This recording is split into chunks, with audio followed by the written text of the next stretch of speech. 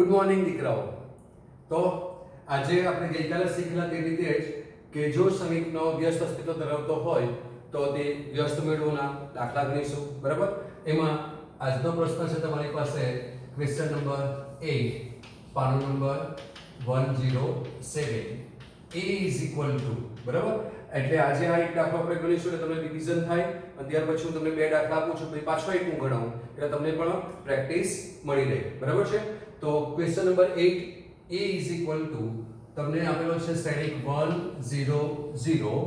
બરાબર છે? 1 0 0 પછી 3 3 0. બરાબર છે? 3 3 0 અને 5 2 -1. બરાબર?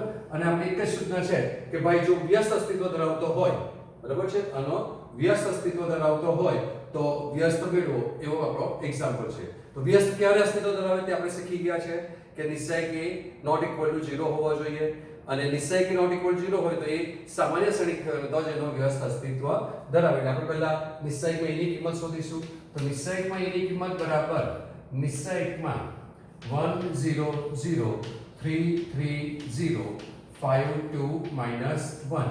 બરાબર છે? તો this is equal to તમારી પાસે આ અહીંયા ત્રિકોણ બને છે તો અગ્ર વિકર્ણના ઘટકોનો ગુણાકાર કરવાનો એટલે જવાબ શું આવશે -3 અને this is not equal to 0. બરાબર? માટે આપણે શીખી ગયા તે રીતે માટે a એ સામાન્ય શ્રેણિક છે. a એ સામાન્ય શ્રેણિક છે માટે a ઇન્વર્સ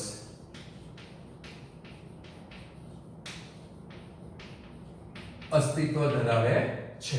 બરાબર? હવે જો a ઇન્વર્સ અસ્તિત્વ ધરાવતો હોય તો આપણને એડજોઇન્ટ એની કિંમતની જરૂર પડે. કેમ?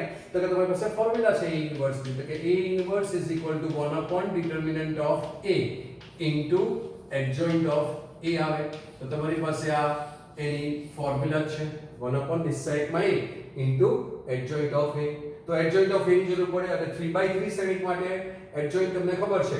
બરાબર? કેવી રીતે લખવાનું છે તો આપણે શું કરીએ છીએ તો કે a11 લખીએ છીએ is equal to a12 is equal to a13 આ રીતે લખી દઈએ છીએ. બરાબર છે? પછી a21 પછી a22 અને a23. બરાબર? ત્યાર પછી a31 a32 અને a33 લખી દઈએ છીએ. બરાબર? અને ચિહ્ન મૂકીએ છીએ plus minus plus minus plus minus plus minus plus આનું ચિહ્ન મૂકી દઈએ અને પછી દરેક ઘટકોના ઉપનિશ્ચયક લખી દેવાના. તો -3 -0 એટલે -3 પછી આના માટે -3 આવશે તો કે -3. બરાબર છે? 0 માટે 6 -15 એટલે -9 આવશે. 3 માટે 0 -0 એટલે 0 આવશે. આ 3 માટે -1 -0 એટલે -1 આવશે અને આના માટે 2 -0 એટલે 2 આવશે.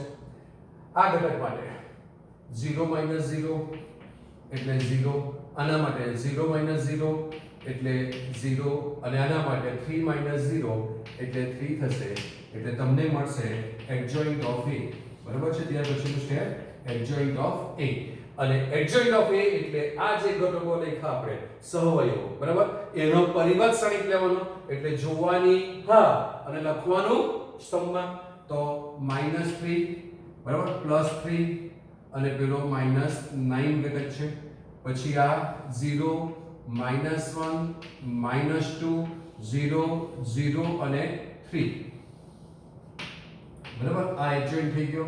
હવે વ્યસ્ત લખવાનો તો એટલે આપણી પાસે ફોર્મ્યુલા છે કે a inverse is equal two 1 upon નિશ્ચયકમાં a into adjoint of a. આ આપણી ફોર્મ્યુલા છે 1 upon નિશ્ચયકમાં a. નિશ્ચયકમાં એની કિંમત -3 અને તમને ખબર છે કે આવી રીતે જે ઋણ સંખ્યા હોય ત્યારે હંમેશા બ્રેકેટ લખવાનો અને નિશ્ચયકમાં શ્રેણિકમાં -3 0 0 3 -1 0 -9 -2 3. બરાબર છે? તો આ તમારે જે કંઈ વ્યસ્ત શ્રેણિક શોધવાનો હતો તેનો જવાબ થયો. બરાબર?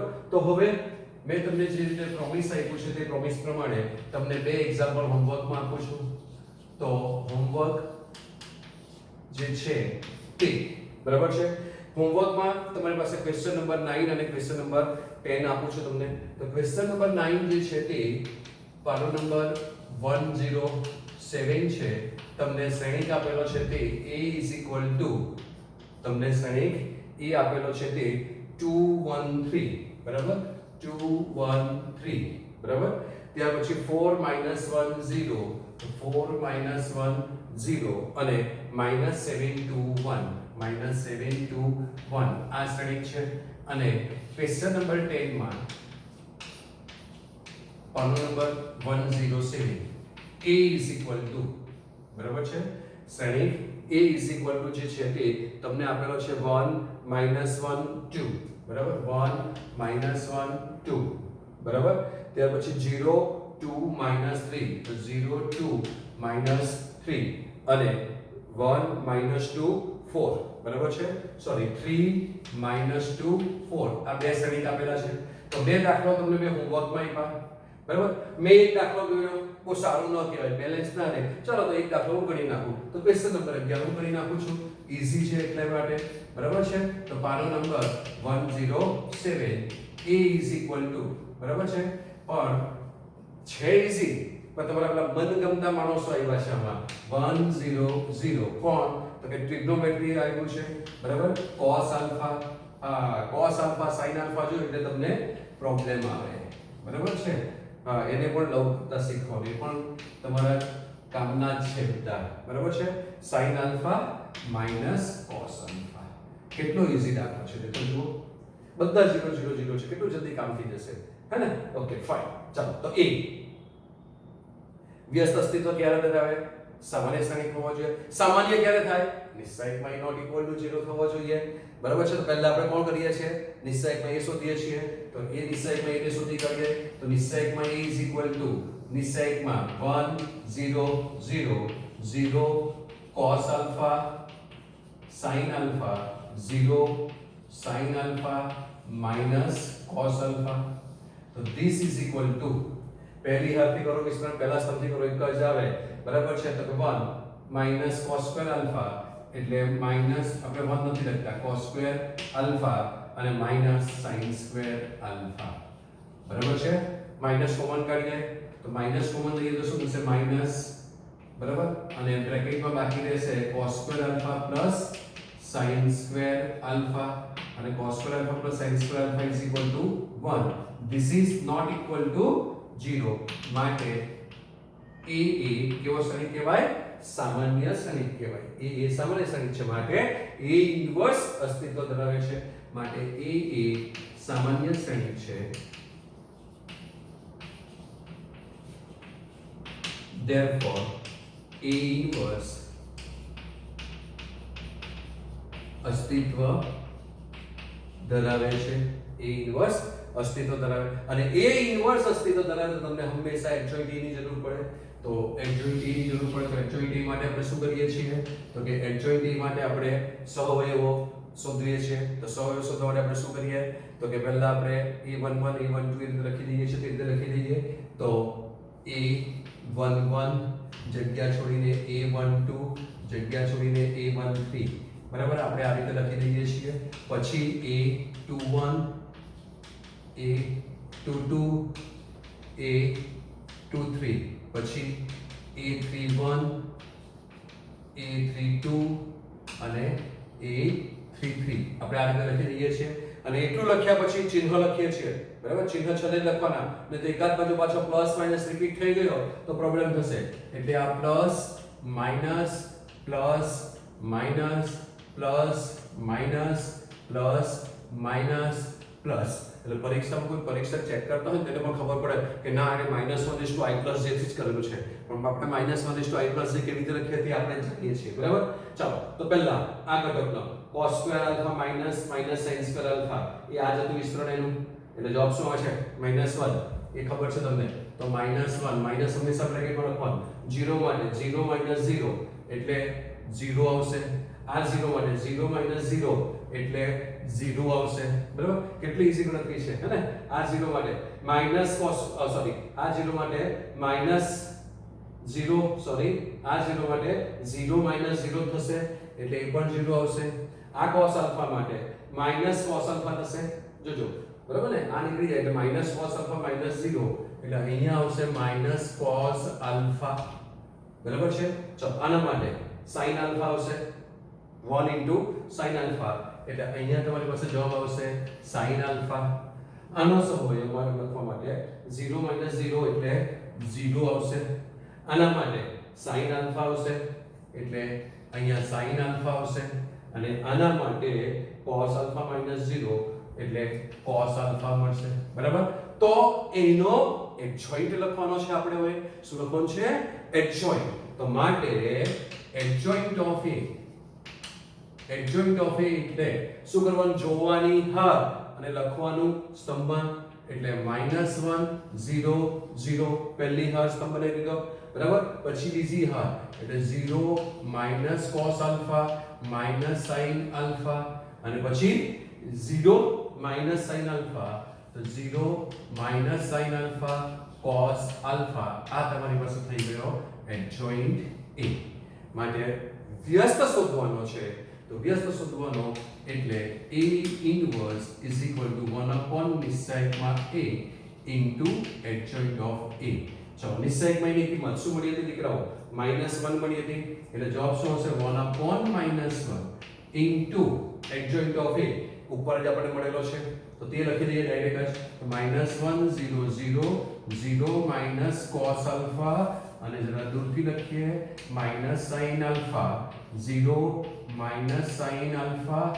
અને cos આલ્ફા બરાબર છે હવે આ બાર માઈનસ છે માઈનસ ગુણી નાખીએ અંદર એટલે જે માઈનસ છે તેને પ્લસ કરી પ્લસ છે તેને માઈનસ કરી દઈએ તો માટે તમારી પાસે ફાઇનલ જવાબ આવશે e inverse is equal two તમને ખબર છે કે શ્રેણિક હોય તો કઈ વડે ગુણીએ તો બધા જ ઘટકોને ગુણવું પડે જ્યારે નિશ્ચાયક હોય તો કોઈ હાર કે કોઈ સ્તંભને જ આપણે એક જ હાર કે એક જ સ્તંભને ગુણી શકીએ તો જવાબ શું આવશે 1 0 0 0 cos alpha sin alpha 0 sin alpha અને આ આવશે માઈનસ cos આલ્ફા એટલે આપણે માઈનસ વડે ગુણીએ છીએ તો તમારી પાસે આ ફાઇનલ જવાબ મળી ગયો બરાબર છે તો તમે આ રીતે દીકરાઓ ઇન્વર્સ શોધવાના દાખલાઓ ગણી શકો છો અને તમે પૂરતી પ્રેક્ટિસ પણ મળી છે બરાબર છે દીકરાઓ એક્ઝામ્પલ નંબર 25 પેજ 106 જો a ઇઝ ઇક્વલ ટુ આ શ્રેણી અને b ઇઝ ઇક્વલ આ શ્રેણી હોય તો સાબિત કરો કે સોરી ચકાસો કે AB નો ઇન્વર્સ ઇઝ ઇક્વલ તમને ખબર છે ફોર્મ્યુલા શું આવે છે શું આવે દીકરાઓ B ઇન્વર્સ A ઇન્વર્સ આવે બરાબર તો આપણે અહીંયા આ ચેક કરવાનું છે મને A ઇન્વર્સ ની જરૂર પડશે B ઇન્વર્સ ની જરૂર પડશે અને AB નો પણ ઇન્વર્સ શોધવો પડશે હવે કોઈ પણ શ્રેણિક આપેલો હોય તો A ઇન્વર્સ અસ્તિત્વ ક્યારે ધરાવે તો કે નિશ્ચાયક તેનો નોટ ઇક્વલ ટુ 0 હોવો જોઈએ હોય તો A નિશ્ચાયકમાં નોટ ઇક્વલ ટુ 0 હોવો જોઈએ B હોય તો નિશ્ચાયકમાં B નોટ ઇક્વલ અને AB હોય તો નિશ્ચાયકમાં AB નોટ ઇક્વલ ટુ 0 હોવો જોઈએ તો જ એનો વ્યસ્ત અસ્તિત્વ ધરાવે છે બરાબર એટલે આપણે આ બધી વસ્તુઓ તમારે શોધવી પડશે તો આપણે ફટાફટ શોધીશું હવે આપણે A ને પણ કોપી નહીં કરી કે આપણે નિશ્ચાયકમાં A શોધવાનો નિશ્ચાયકમાં B શોધવાનો તેનો ઇન્વર્સ શોધવાનો તેનો B ઇન્વર્સ શોધવાનો તો અત્યાર સુધી આપણે જે દાખલાઓ ગણ્યા એ બધા દાખલાઓ ભેગા થવાના કે એનો ઇન્વર્સ હોય તો આપણે બી ઇન્વર્સ એટલે બીજો એક દાખલો ગણી કાઢો ચાલો તેનો ઇન્વર્સ શોધી કાઢો એ બેનો ઇન્વર્સ શોધીને પાછો દીકરો તેનો ગુણાકાર પણ કરવાનો છે તો મેં તમને આગળ ઇન્વર્સ જે છે તે 2/2 શ્રેણિકના કેવી રીતે ડાયરેક્ટ લખવાનું તે શીખવેલું છે પણ તે પહેલા તમારે અહીંયા લખવું પડશે કે ભાઈ નિશ્ચાયકમાં નોટ ઇક્વલ ટુ 0 છે એટલે તો શોધવો જ પડશે બરાબર તો પહેલા આપણે નિશ્ચાયકમાં એ શોધી કાઢીએ પહેલું સ્ટેપ તો કે નિશ્ચાયકમાં એ જે છે તે તમારી પાસે 2 3 1 4 બરાબર તમે આ નિશ્ચાયક ન લખો ડાયરેક્ટ આ શ્રેણીમાં ઘટકો જોઈને વિસ્તરણ કરી નાખો તો પણ ચાલે દીકરાઓ બરાબર તો this is equal to -8 -3 is equal to -11 not equal to 0 માટે A ઇન્વર્સ હવે અત્યારે આપણે એવું નથી લખતા કે એ સામાન્ય શ્રેણી છે કેમ કે તમારે ઇન્વર્સ શોધવાનો છે તો નોટ ઇક્વલ ટુ 0 કીધું એટલે સામાન્ય શ્રેણી થઈ જ જવાનું છે એટલે આપણે ડાયરેક્ટ લખી દઈએ કે A ઇન્વર્સ અસ્તિત્વ ધરાવે છે તો A ઇન્વર્સ અસ્તિત્વ ધરાવે છે અને તમને મેં કીધું છે કે A ઇન્વર્સ અસ્તિત્વ ધરાવે છે લખ્યું પછી 2/2 શ્રેણી માટે ફોર્મ્યુલા આવે તમારી પાસે ઇન્વર્સ માટે તમને આ ખબર છે કે A inverse is equal two 1 upon નિશ્ચાયકમાં A into adjoint of A આ તમારી પાસે ફોર્મ્યુલા છે ઇન્વર્સ શોધવા માટેની. તો મને એડજોઇન્ટ ની જરૂર પડે 1 નિશ્ચય. 1 નિશ્ચય એટલે કેટલા? તો કે 1/-11 અને એડજોઇન્ટ એ 2/2 નો તમે બહુ સારી રીતે આવડે છે હવે. તો -4 -3 અને -1 અને 2 અહીંયા આવી જશે એટલે 2 થાય. તો તમારી પાસે આ A ઇન્વર્સ થઈ ગયો. બરાબર છે. આપણને જે જોઈતો હતો તે એક તો મળી ગયો A ઇન્વર્સ. હવે B ઇન્વર્સ શોધવાનો છે. તો B ઇન્વર્સ શોધી કાઢીએ. તો તેના માટે મને જરૂર પડશે નિશ્ચયકમાં B ની. બરાબર. તો નિશ્ચયકમાં B આપણી પાસે જે જગ્યા છે એટલે આપણે અહીંયા શોધી કાઢીએ. બરાબર. તો નિશ્ચયકમાં B જે છે તે શું થશે? ડાયરેક્ટ લખી દેવાનું હવે તો 3 બરાબર માઈનસ અને માઈનસ માઈનસ પ્લસ 2 થાય. એટલે જવાબ શું આવ્યો? 1. સમજ પડી ગઈ? આ 3 માઈનસ માઈનસ પ્લસ માઈનસ અને આ માઈનસ માઈનસ પ્લસ 2. તો જવાબ આવ્યો 1. આ નોટ ઇક્વલ ટુ 0. તો દીકરો જે નવા દાખલાઓ ગણવાનો હોય ત્યારે તમે પાછો શ્રેણિક ને આવી રીતે નિશ્ચયકમાં ન લખો તો પણ ચાલી જાય. તમને ખબર જ છે. બરાબર. ચાલો માટે B ઇન્વર્સ અસ્તિત્વ ધરાવે છે. તો આ જેટલા સ્ટેપ દીકરાઓ આપણે આવીને ઓછા કરીશું બરાબર તેટલી તમારી પાસે ટાઈમ બચશે. બરાબર. તો B ઇન્વર્સ શું આવશે?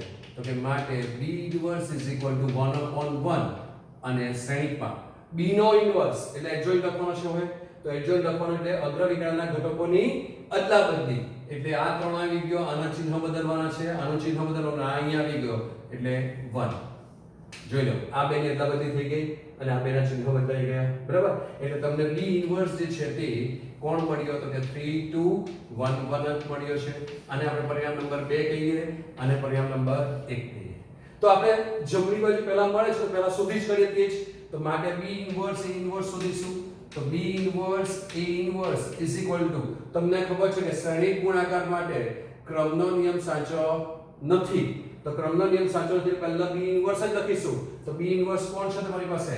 તો કે તમારી પાસે જે છે તે 3 2 1 1 બરાબર. અને A ઇન્વર્સ જે છે તે -1/11 છે. બરાબર. તો તે -1/11 ને આપણે આગળ લખી દઈએ. અદિશ આગળ લખી શકાય. સ્કેલર જે હોય તે સ્કેલરને આગળ લઈ લઈએ આપણે. k * ab હોય k * ab તો k તમારી પાસે આગળ જતો રહે. બરાબર. અને અહીંયા -4 -3 -1 અને 2 છે. બરાબર છે. જો દીકરાઓ તમને માઈનસ નો પ્રોબ્લેમ થતો હોય તો તમે આમાંથી માઈનસ કોમન કાઢીને માઈનસ માઈનસ પ્લસ કરી શકો. તો તમારી પાસે સરવાળા બાદબાકીમાં સરળતા રહે. તો આપણે એવું જ કરી નાખીએ. તો આ 1/11 થઈ ગયા અને માઈનસ વડે ગુણીએ એટલે બધા ઘટકોને માઈનસ વડે ગુણવા પડે. તો જે માઈનસ છે તે પ્લસ થશે અને પ્લસ છે તે માઈનસ થાય. એટલે 1/11 3 2 1 1 એ આપણે અહીંયા પણ કરી શકીએ. એક સ્ટેપ અહીંયા લખી દો તો અહીંયા એક શ્રેણી બધા લખી દેવાય. તો અહીંયા એક લખો કોઈ ફરક પડવાનો નથી. બરાબર છે. અને અહીંયા 4 3 1 -2 મળે. બરાબર. તો ધીસ ઇઝ 1/11. ગુણાકાર કરવાનો છે 4 તારી 12 અને 2 એકા 2 એટલે 12 + 2 થશે. પછી 3 તારી 9 અને -4. શરમ રાખ્યા વગર લખવાના. ભૂલ પડી તો ગયા કામથી. 4 + 1 તો 4 + 1 3 - 2 3 - 2. જો કેપેસિટી હોય તો લખી શકો તો લખાય પણ ભૂલ ન પડવી જોઈએ. તો શું મળ્યું તમને? તો કે 1/11 14 5 5 1 આ મળે છે. બરાબર. એને આપણે પરિણામ નંબર આલ્ફા કહીએ. પરિણામ નંબર આલ્ફા. હવે મારે શું સાબિત કરવાનું હતું? AB નો ઇન્વર્સ જોઈતો હતો. મારે AB નો ઇન્વર્સ જોઈએ મારે પહેલા તો AB શોધવો પડશે. એ બેનો ગુણાકાર કર્યા પછી મારે એનો નિશ્ચયક શોધવો પડશે અને એ નિશ્ચયક નોટ ઇક્વલ ટુ 0 હશે તો જ મને AB ઇન્વર્સ મળશે કે નિશ્ચયક જે છે તે નોટ ઇક્વલ ટુ 0 જોઈએ AB નો પણ. બરાબર. તો આપણે તે કામ કરીએ. તો સૌથી પહેલા આપણે શોધીશું AB. ચાલો AB એટલે A કોણ? તો કે 2 3 1 -4 અને B કોણ છે? તો કે B જે છે તે 1 - 2 1 - 2 અને -1 3 છે. તો આ બેનો ગુણાકાર મારી પાસે બાજુની જગ્યા છે બાજુમાં લખી દઉં. ચોપડીમાં પણ તમારે નોટબુકમાં કે એક્ઝામમાં પણ આવી રીતે બાજુમાં લખી દેવાનું એટલે તકલીફ ન પડે. બરાબર. ચાલો તો 2 - 3 થશે. તો કે 2 - 3 પછી -4 + 9 -4 + 9 આ લખી જ દેવાનું દીકરો. નહીં તો પછી વિચારે કે તમે -4 પ્લસ આ -4 પ્લસ તે અને તેમાં કઈ સાઈન ની ભૂલ પડે એટલે આ એક વાર લખી દેવાનું એટલે તરત પછી સરળ બાદબાકી થઈ જાય. બરાબર. 1 + 4 તો કે 1 + 4 -2 -12 તો કે -2 -12 થાય. બરાબર. માટે AB જે છે તે AB બરાબર ગુણાકાર શું પડે છે તમને બે શ્રેણીકોનો તો કે 2 - 3 એટલે -1 પેલો 1 થાય આ 5 થાય અને આ -14 થાય. આ AB મળી ગયો. હવે આનો વ્યાસ અસ્તિત્વ ધરાવે ક્યારે તો કે એનો નિશ્ચાયક નોટ ઇક્વલ ટુ 0 થવો જોઈએ. તો નિશ્ચાયકમાં AB સુધી કાઢીએ તો કે નિશ્ચાયકમાં AB is equal two minus minus plus 14 - 5 is equal two કેટલા થયા 9 થયા. 14 - 5 ઇઝ ઇક્વલ ટુ કેટલા થઈ ગયા તો કે 9 થઈ ગયા. બરાબર છે. આપણે બધું સાચું લખેલું છે ને કે મને એવો ડાઉટ લાગે છે. AB A એટલે 2 3 1 - 4 1 - 2 -1 3 ગુણાકારમાં 2 - 3 -4 + 9 જોયું -4 + 9 આવે. બરાબર. 9 - 5 4 એટલે 5 થાય એટલે 14 - 25 એટલે જવાબ શું આવે -11. દીકરાઓ મને ખબર કેવી રીતે પડી આપણી પાસે ડાબી બાજુમાં 1/11 જોઈતા હતા અને અહીંયા આવતા ન હતા એટલે મને ખબર પડી કે આપણે કશે ભૂલ કરેલી છે. બરાબર. ઇઝ નોટ ઇક્વલ ટુ 0 માટે AB નો ઇન્વર્સ અસ્તિત્વ ધરાવે છે. તો કે AB નો ઇન્વર્સ અસ્તિત્વ ધરાવે છે. અને જો AB નો ઇન્વર્સ અસ્તિત્વ ધરાવતો હોય તો AB નો inverse is equal to formula શું આવે 1 નિશ્ચાયકમાં AB into adjoint of AB. અને તમને ખબર છે કે આપણે 2/2 શ્રેણીકનો એડજોઇન્ટ ડાયરેક્ટ લખીએ છીએ એટલે આપણે અલગ શોધતા નથી. તો 1 નિશ્ચાયકમાં AB કેટલા છે -11 અને એડજોઇન્ટ ઓફ AB આ AB છે તેનો એડજોઇન્ટ અગ્ર વિકર્ણના ઘટકો એટલા બદલી એટલે 14 બરાબર અને આ 1 થઈ ગયો -14 -1 હતા અને પ્રતિ વિકર્ણ ચિહ્ન બદલો તો બંને 5 છે એટલે -5 -5 થઈ જશે. બરાબર છે. તો આવું કંઈક તમને મળે છે. હવે તમે જુઓ આ પરિણામ નંબર આલ્ફા હતું આ પરિણામ નંબર બીટા છે માઈનસ તમારે અંદર ગુણી દઈએ અથવા અંદરથી માઈનસ કોમન કાઢી લઈએ બધું સરખું જ છે એટલે તમને શું મળશે તો કે this is 1/11 right this is 14 5 5 1 right this is reason number beta. માટે આલ્ફા અને બીટા કેવા છે સરખા છે અને બંને સરખા તો ડાબી બાજુ એક બાજુ આપણી પાસે b ઇન્વર્સ a ઇન્વર્સ હતો અને આ બાજુ ab નો ઇન્વર્સ છે તો માટે એ શું કહેવાય પરિણામ સત્ય છે. બરાબર. તો કે માટે વ્યવસ્થિત પદ્ધતિસર લખવાનું તો કે આલ્ફા અને બીટા પરથી ab નો inverse is equal to b inverse a inverse સત્ય છે. ab નો inverse is equal to b inverse a inverse સત્ય છે. તો દીકરાઓ 3/3 શ્રેણિક માટે આપ્યું હોય તો પણ તમે ગણી શકો. બરાબર છે. પણ જનરલી એવા દાખલો 3/3 શ્રેણિકના તમારી પાસે બહુ લાંબા થાય કે 3/3 માટે ab શોધો નિશ્ચાયકમાં ab શોધો a નો ઇન્વર્સ શોધો b નો ઇન્વર્સ શોધો ત્રણે ત્રણમાં તમારે એના સહઅવયવ વડે બનતો શ્રેણિક લખવો પડે એટલે એડજોઇન્ટ શોધવાનો દાખલો તમારી પાસે આવે કે તમને પ્રોબ્લેમ કરે. તો હવે આના જેવો જ એક બીજો એક્ઝામ્પલ છે તો દીકરાઓ એ તમને હું જાતે ગણવા આપું છું તમે પ્રેક્ટિસ કરી શકો કેમ કે બધું જ તમને આવડે છે ઇન્વર્સ શોધતા આવડી ગયા છે ખાલી ગુણાકાર કરવાના વધારે છે. તો ક્વેશ્ચન નંબર 12 બરાબર છે એ તમને આપું છું પાનું નંબર ક્વેશ્ચન નંબર 12 એટલે પાનું નંબર તમારી પાસે 107 હશે તો કે 107 તો a is equal to બરાબર 107 ક્વેશ્ચન 12 માં a is equal to તમને આપેલા છે 3725 બરાબર તો 3725 રાઈટ